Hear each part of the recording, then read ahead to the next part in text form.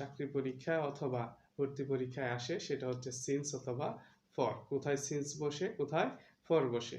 আপনারা যেহেতু perfect tense জানেন সে বিধায় আমি ওইদিকে যাচ্ছি না। আমি আজকে দেখাবো সিন্স এবং ফর এর অংশটা।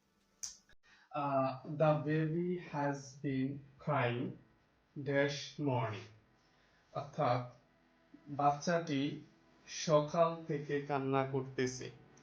সকাল থেকে কান্না করতেছে। আপনারা এই জায়গাটা কি বসাবেন? প্রেপোজিশন কি সিন হবে না ফর হবে? যেহেতু এখানে সকাল থেকে একটি নির্দিষ্ট সময়, তাহলে আমরা কি ব্যবহার করব? সিন্স। সহজ কথা হচ্ছে, যদি কোনো নির্দিষ্ট সময় হয়, পয়েন্ট অফ টাইম হয়, স্পেসিফিক টাইম হয়, তখন আমরা সেক্ষেত্রে সিন্স ব্যবহার করব।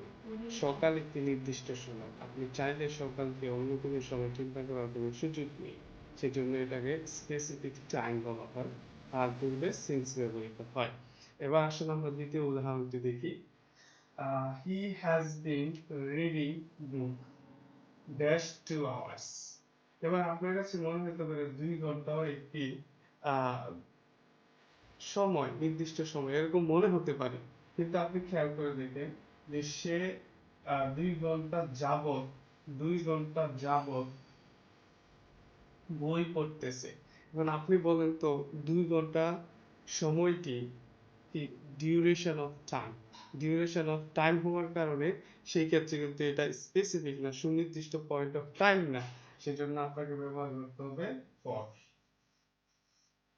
ফর ব্যবহার করতে হবে। এখন আমার প্রশ্ন হচ্ছে সিন্স এবং ফর এর অর্থ কি, অথবা এরা কোন পার্টস অফ স্পিচ? দুইটা বিষয়। সিন্স শব্দের অর্থ হচ্ছে হতে থেকে, হতে থেকে।